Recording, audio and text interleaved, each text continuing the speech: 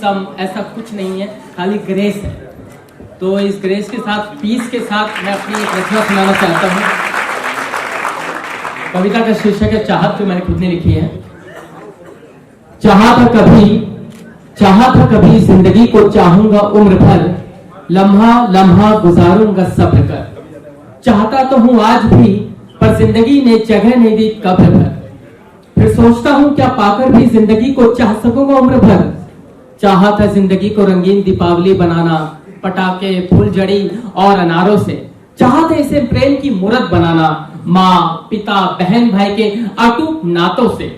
आज तो ये सारे रिश्ते भूल गए, मानो जैसे मैली गंगा में धुल गए। भाई भाई के बीच तलवारें कर रही है सेवा, अपने ही माँ बहनों को कर रही है बेवा। जो जाबाज मिटे जाते थे देश की आन के लिए, उनके ही पूत मिटा रहे हैं देश को अपनी शान के लिए। चंद कागज के टुकड़ों की खातिर लुटा रहे हैं सोने की चिड़िया को, लगा रहे हैं आग जाने अनजाने अपने ही घरों को। सुदर्शन चक्र चलाया था कभी श्री कृष्ण ने असुर संहार के लिए, आज फिर वही दोहराएगा आतंकवाद के विनाश के लिए। जो खा रहा है देश को दीमक की तरह, जो ला रहा है रावण राज्य राम राज्य की जगह। होश में आओ ऐ मेरे वतन के सैनिकों, बता दो इन देशद्रोहियों को बंदूक की भाषा। अदा कर दो कर्ज माँ के दूध का, पहुंचा दो पैगाम अमन का सारे विश्व भर। चाहे जिंदगी जी ना सको उम्र भर, चाहे जिंदगी जी ना सको उम्र भर। तो ये कविता थी मेरी, और आप बाकी सब भूल गए हैं। पहले तो मैं यहाँ के संस्थापकों को बहुत बहुत बधाई देना चाहता हूँ कि उन्होंने जो ये प्रोग्राम में मुझे आने का मौका दिया। खास करके मैं राम जी और शैलेश जी को भी बधाइयाँ दूंगा कि उन्होंने मुझे यहाँ बुलाया। बच्चों, मैं एक बात कहना चाहता हूँ कि मैं भी आपकी तरह बच्चा था, और मैं भी एम्बिशन था कि जिंदगी में कुछ बनना है। बनने के लिए इरादे मजबूत होने चाहिए। तो मैं आप लोगों के लिए, खास ये संस्था के लिए, मेरी अपनी फिल्म का एक गाना है, वो गाना चाहूंगा। थोड़ा रिवर्ब हो तो देख रिवर्ब है अपनी बात। Hello hello. तू चला जो अपनी तलाश में, तो कहां कहां से गुजर गया।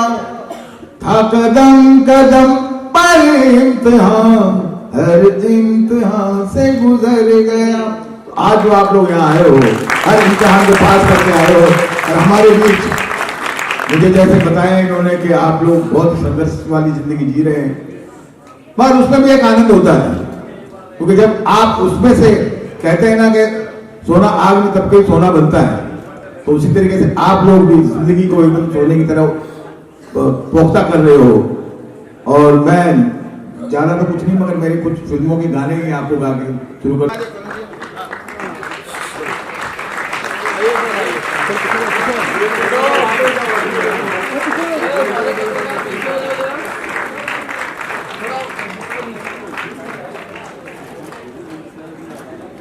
दिख रहे हैं ना?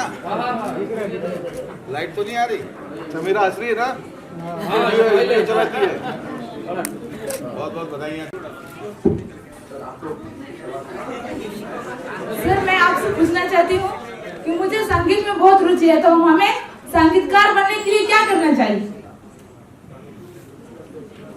नहीं, ऐसे ही ठीक रहेगा बेटा। संगीतकार बनने के लिए सबसे पहले तो क्या है कि आपको संगीत का नॉलेज होना जरूरी है। और संगीत का आपको स्वरों के मालूमात होनी चाहिए, जैसे सा रे गा मा पा धा नी सा, सा नी ध प म ग रे सा। मैं आज आपको एक खास बात बताना जा रहा हूँ, जो आपको कोई संगीतकार नहीं बता सकता। आपको मैं बता दूं कि संगीत में जो ये 7 सुर हैं, ये हमारे शरीर के अंदर ही हैं। सा हम बोलते हैं तो सा होता है नाभि से, रे हमारे हार्ट से निकलता है, ग हमारे सेंटर से निकलता है, माँ हमारे कंठ से निकलता है, प हमारे होठों से निकलता है, ध हमारे तालू से निकलता है, नी हमारे नाक से निकलता है। जब आप जरा यहाँ हाथ लगाइए, सब लोग हाथ लगाइए, सब लोग। अब मैं बोल रहा हूँ नी, तो आप लोग बोलिए नी, बोलिए नी। ये वाइब्रेट हो रहा है। अब सा वाइब्रेट नहीं हो रहा है। तो इसी तरीके से ये स्वरों के स्थान है।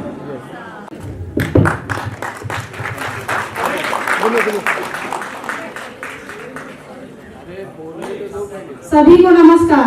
मेरा नाम है फूल कुमारी, जो हम बड़ा आदमी बनना चाहती हूँ, मेरा रास्ता बताइए, कैसे बन सकते हैं सर? आपको पहले सोचना पड़ेगा। उसके लिए तो मैं एक कहानी आपको किस्सा सुनाना चाहूंगा डॉक्टर अब्दुल कलाम साहब का, जिसको हम मिसाइल मैन के नाम से जानते हैं।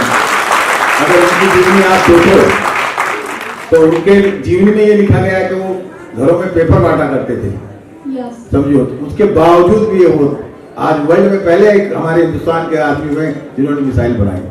तो आपके अगर इरादे पुख्ता है और जिस फील्ड में भी आप जाना चाहते हैं और जिस फील्ड को भी आप चुनते हैं उसको सही ढंग से चलिए उस पर। और उसके जो डिपार्टमेंट के लोग होते हैं, जैसे कि कोई भी अगर अमीर आदमी बनना है तो कोई चोरी डकारी तो कर नहीं सकते आप। बड़ा आदमी बनना है तो आप किसी की सीट पे जाके नहीं बैठ सकते।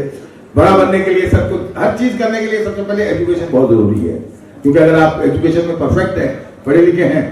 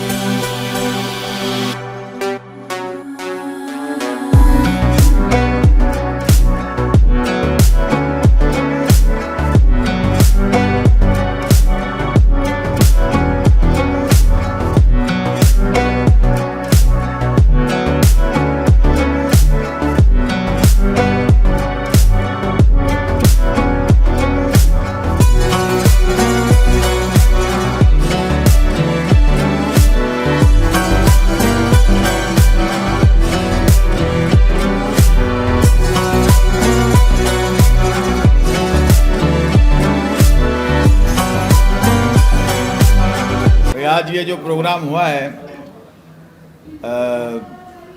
नेहरू क्या है नेहरू युवा केंद्र 15वां आदिवासी युवा आदान प्रदान कार्यक्रम, आदिवासी आदान प्रदान जो ये प्रोग्राम हुआ, इसमें ये देख के सही माने में पूछे तो हमारा जी भर आया, मतलब आंख नम हो गई कि जिस हिसाब से ये बच्चे मतलब ऐसे नक्सलवादी एरिया में रहकर आ रहे हैं, फिर भी इनका उत्साह देख के बड़ी खुशी हुई मुझे।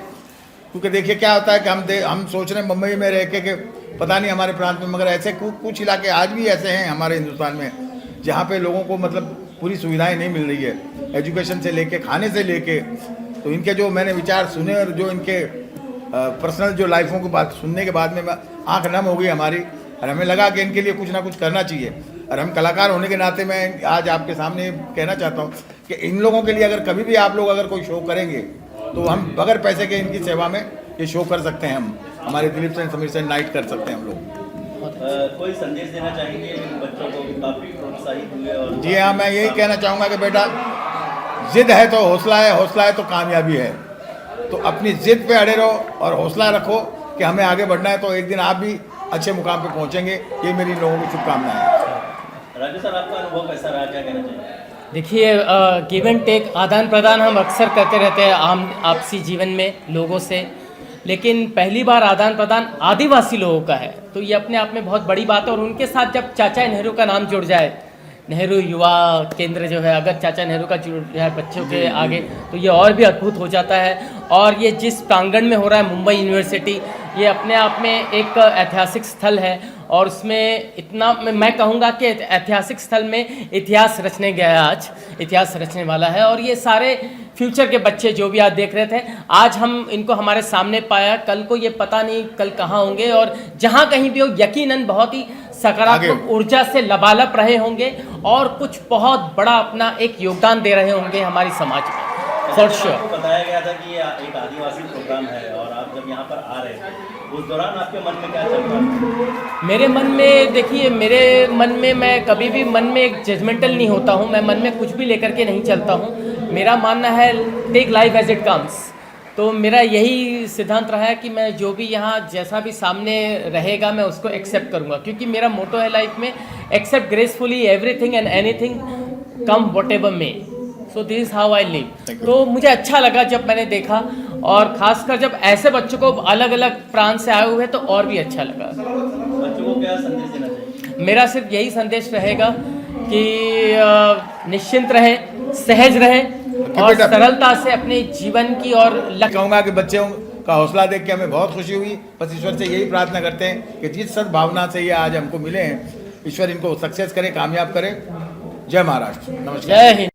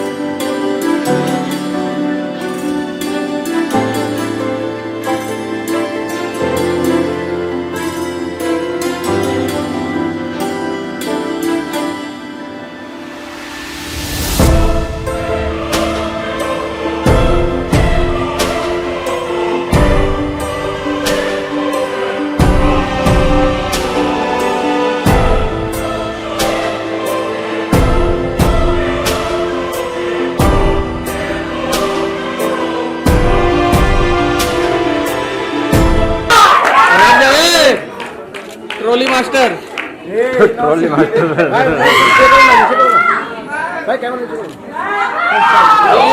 फाइनल बहुत अच्छा लगा आप लोगों के साथ डांस करके। Thank you so much. इसके पहले आप लोगों से अपील है, दीपिका जी का गाना है उसको आपको लाइक शेयर करना है। ये उनकी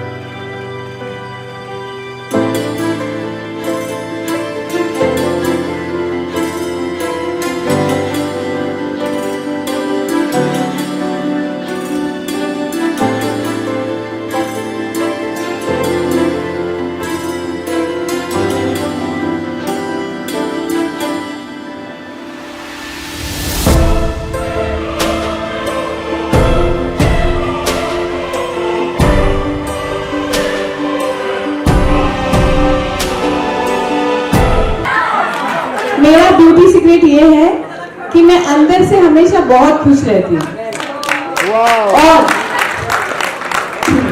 और बहुत ज्यादा पानी पियो और आसपास जितनी भी नेगेटिविटी है, कोई कितना भी बुरा कहे, हमेशा ये सोचना कि मैं सबसे बेस्ट हूँ, ठीक है। कभी ये मत सोचना कोई कहे कि अरे पिंपल आ गया, कोई कहे अरे तेरी हाइट ठीक नहीं है, कोई कहे तू मोटी हो गई। तुम हमेशा अपने आप से कहना चल हट मैं बहुत ब्यूटीफुल हूँ, ठीक है।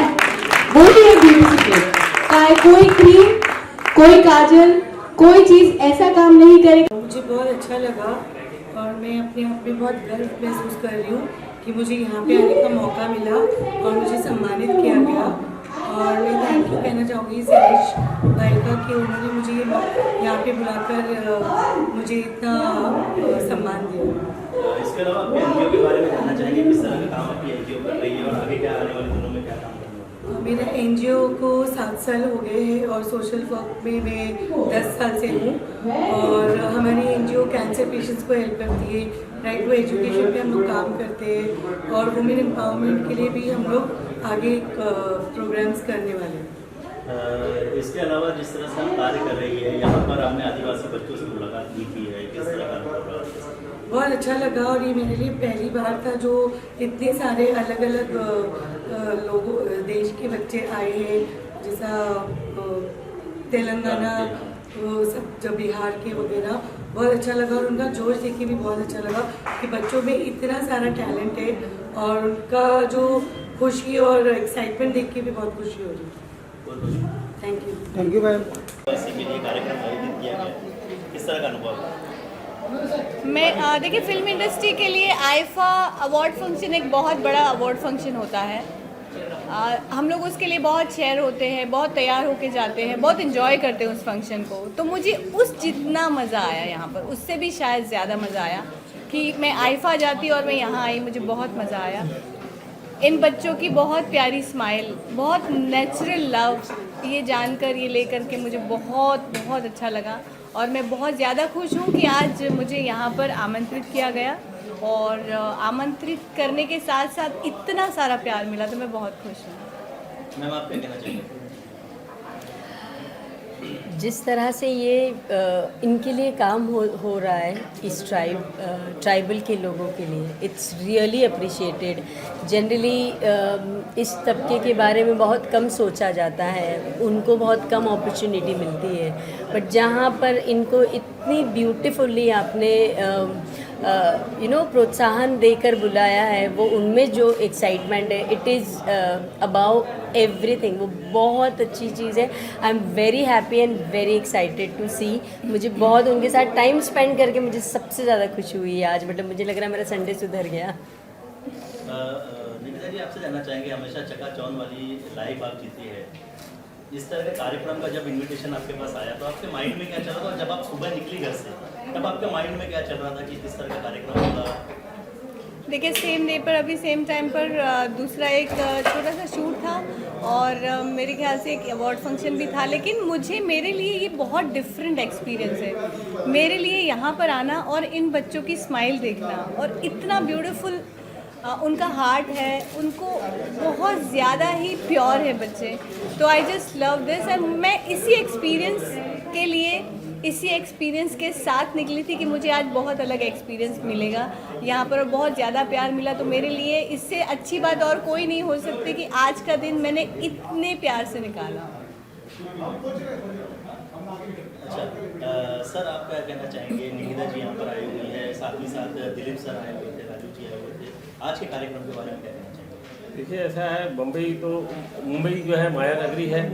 बच्चे जब यहाँ आए थे तो उनके मन में था कि कुछ माया नगरी के फिल्म इंडस्ट्री के लोग, बॉलीवुड के लोगों से वो मिले और आज निकिता जी और आस्था जी यहाँ पर दोनों आई, साथ में दिलीप सेन जी भी आए, कनौजिया जी भी आए, तो निश्चित रूप से बच्चों ने बहुत एंजॉय किया। मैंने जिस दिन से आए थे उस दिन से आज ही बच्चों को इतने प्रफुल्लित देखा, नहीं तो अभी तक मुझे ऐसा लग रहा था कि ये बड़े डरे सहमे से है, पर आज बच्चियों के साथ निकिता जी ने जिस तरह से परफॉर्मेंस किया, उनके मन का डर और उनमें उतना उत्साह आया है कि मुझको ऐसा लगता है कि उनके जीवन का सबसे अच्छा लम्हा आज का था। निकिता जी बच्चों ने आज कुछ सिखाया है आपको, कुछ बताना चाहेंगे उसके बारे में, क्या सीखा? वैसे बच्चे हमेशा बहुत कुछ सिखा जाते हैं, जैसे कि उनकी एनर्जी, उनकी स्माइल और उनका बिना मतलब का प्यार। बट आज मुझे उन लोगों ने अपनी लैंग्वेज में आई लव यू कहना और बहुत सारी बातें सिखाई। तो अभी तो मैं शायद 1-2 लाइन भूल गई हूँ, बट मुझे कन्नड़ा में और अपनी जो उनकी डिफरेंट लैंग्वेजेस है उसमें उन्होंने मुझे बहुत सारी बातें सिखाई। तो मुझे लगता है कि ये मेरे लिए बहुत बेस्ट था, ऐसा लग रहा था कि मैं भी उनके साथ बच्चों जैसे कुछ सीख रही हूँ। तो it was a beautiful experience for me. और मुझे यहाँ बुलाने के लिए इस यूनिवर्सिटी का, आप लोग सबका और स्पेशली राम भाई का बहुत बहुत धन्यवाद कि हम लोग को इतने प्यार से, वो एक खुद तो बहुत अच्छा काम कर रहे हैं मगर हमको इतने अच्छी चीज़ों के लिए यहाँ पर बुलाया। मेरे लिए बहुत बहुत बहुत शुभ दिन रहा। इसके लिए मैं विशेष आभार करूँगा कि हमारे नेहरू युवा केंद्र के महानिदेशक प्रकाश मनोहर जी, महाराष्ट्र गोवा के निदेशक, और हम चाहेंगे आपका भी बहुत बहुत धन्यवाद। इसके अलावा लास्टली लाइफ में क्या कुछ हो रहा है आगे, क्या क्या प्रोजेक्ट्स है? मेरा 15 डेज़ में सॉन्ग रिलीज़ है अगेन, जो कि बहुत बड़े स्केल पे, और जिसको डिज़ाइन किया है बादशाह ने, बहुत अच्छा गाना है। सीरीज़ मेरी रिलीज़ पर है, दिसंबर 27 को सीरीज़ रिलीज़ हो रही है विवेक ओबरॉय के साथ। एक और सीरीज़ स्टेज पर जा रही है जिसमें हम दोनों बहुत ही अच्छा देश के लिए काम करने जा रहे हैं, एथलीट्स का रोल प्ले कर रहे हैं, और इस मूवी से हमें बहुत ज़्यादा उम्मीद है। तो आई गेस बहुत अच्छा और सरप्राइजिंगली रहेगा ये ईयर एंडिंग क्लोज। इनफैक्ट हमारी जो नेक्स्ट जो हम मूवी कर रहे हैं वो बेस्ड इसी चीज़ों पर है कि जैसे कैसे छोटे प्लेसेस से आकर एथलीट्स बहुत बड़ा काम कर रहे हैं हमारी इंडिया के लिए, हमें बहुत प्राउड फील करवा रहे हैं। हमारी नेक्स्ट सीरीज़ उसी बेस पर है कि how this girls stand for their self and then they win. So that's how हम लोग का नेक्स्ट प्रोजेक्ट है जिस पर हम काम कर रहे हैं। एक मिनट, उसमें दिलीप जी आए हुए थे, राजू जी आए हुए थे, निकिता जी आई हुई है, अस्ता जी आई हुई, क्या कहना चाहिए? मैं तो इनका विशेष आभार प्रकट करूंगा। और ये जो बच्चे आए हैं नक्सल क्षेत्र के हैं, बहुत ही गरीब क्षेत्र के, इनको आपने जो इन्जॉयमेंट दिया ये जीवन भर याद रखेंगे और ये आभार आपका व्यक्त करेंगे और आपको भूलेंगे नहीं, मैं इसकी खातिरी देता हूँ। बहुत बहुत शुक्रिया उनका भी और आपका भी। Thank you so much.